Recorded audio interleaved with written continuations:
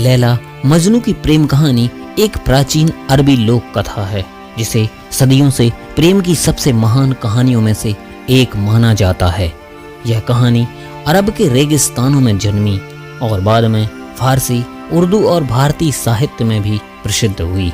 कहानी के नायक कैस इब्न अल एक धनी परिवार के युवक थे जो अपनी मोहब्बत की महान गाथा लिखकर मजनू के नाम से विख्यात हुए। इनका हृदय बेहद संवेदनशील और कोमल था। एक दिन उनकी भेंट लैला नामक एक अनुपम सुंदरता की स्वामिनी लड़की से होती है। लैला की सादगी, मासूमियत और अप्रतिम सौंदर्य ने कैस के मन में प्रेम का ऐसा दीप जलाया जो फिर कभी बुझ नहीं सका। बने रहिए वीडियो के एंड तक।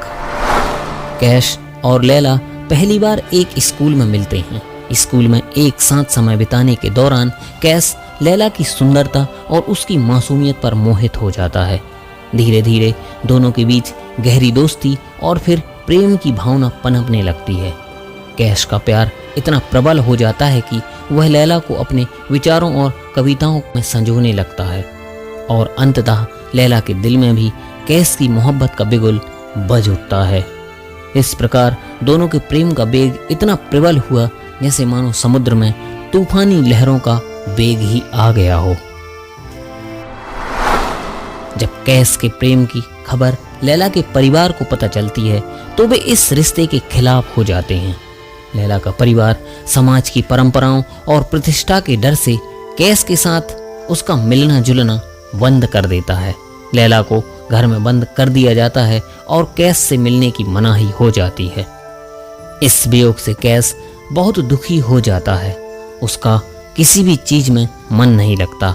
वह आठों पहर बस लैला को ही याद करके तड़पते रहता है। उधर लैला का हाल भी इसी तरह महान विरह दुख का अनुभव करता है। कैस के दिल में लैला के लिए प्रेम इतना गहरा और प्रबल होता है कि वह उसे पा न सकने के कारण पागल सा हो जाता है। उसके इस प्रेम और दीवानगी के कारण लोग उसे मजनू कहने लगते हैं, जिसका मतलब होता है पागल। मजनू का नाम पूरे गांव में फैल जाता है और लोग उसकी दीवानगी को देखने के लिए दूर दूर से आते हैं और इस प्रकार कैस अब मजनू के नाम से सारी दुनिया में विख्यात हो जाता है। लैला भी मजनू से अलग होकर बहुत दुखी हो जाती है। वह अपने परिवार के दबाव में मजनू से मिलने नहीं जा सकती, लेकिन उसके दिल में मजनू के प्रति प्रेम बरकरार रहता है। लैला का यह दर्द और पीड़ा उसकी आंखों में साफ झलकती है, लेकिन समाज के बंधनों के कारण वह अपने प्रेम को व्यक्त नहीं कर पाती और अंदर ही अंदर खोखली होती जाती है। क्या जमाना है, लोगों के महान दुख को समझना मुश्किल होता है। अतीत में झांकने पर पता चलता है कि लोग कितने कष्ट सहकर इस दुनिया से चले गए हैं। लैला का परिवार उसकी शादी एक धनी प्रतिष्ठित व्यक्ति से कर देता है। इस विवाह के बाद भी लैला का दिल मजनू के लिए धड़कता रहता है। वह अपने पति के साथ रहते हुए भी मजनू की यादों में खोई रहती है।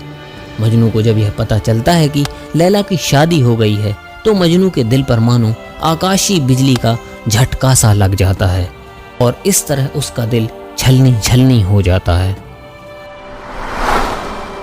मजनू अपने प्रेम की असफलता से इतना दुखी होता है कि वह गांव छोड़कर रेगिस्तान में भटकने लगता है। वह खाने पीने की सुध खो बैठता है और एक पागल की तरह जीवन बिताने लगता है। मजनू की यह दशा देखकर लोग उससे डरने लगते हैं और उसे रेगिस्तान में अकेला छोड़ देते हैं। मजनू के लिए लैला से अलग होकर जीना असंभव हो जाता है। वह रेगिस्तान में दिन रात भटकता रहता है और लैला का नाम पुकारता रहता है। उसकी कविताएं और गाने अब विरह की पीड़ा से भरे होते हैं। मजनू की यह हालत देखकर लोग उसके प्रति सहानुभूति महसूस करने लगते हैं। लैला अपने पति के घर में रहकर भी मजनू को नहीं भूल पाती है। उसका स्वास्थ्य धीरे धीरे बिगड़ने लगता है और वह बीमार पड़ जाती है। लैला का दिल मजनू के बिना जीने को तैयार ही नहीं होता और आखिरकार मजनू की यादों में तड़पती हुई वह इस दुनिया से विदा ले लेती है। लैला की मृत्यु की खबर मजनू के जीवन का सबसे बड़ा आघात बन जाती है। लैला की मृत्यु के बाद मजनू का जीवन पूरी तरह से खत्म हो जाता है। वह अपनी लैला के बिना जीने की कल्पना भी नहीं कर पाता। अपनी प्रेमिका की यादों में मजनू दिन रात तड़पता रहता है और इस प्रकार मजनू भी कुछ समय बाद लैला की यादों में अपनी जीवन लीला समाप्त करता हुआ उस अनंत प्रेम के संसार में सदा के लिए विलीन हो गया। लैला और मजनू की यह अमर प्रेम कहानी सदियों से प्रेम की मिसाल बनी हुई है। लोग इसे याद करके सच्चे प्रेम की प्रेरणा लेते हैं। यह प्रेम कहानी केवल एक प्रेम कथा नहीं बल्कि सच्चे प्रेम, समर्पण और त्याग का प्रतीक है।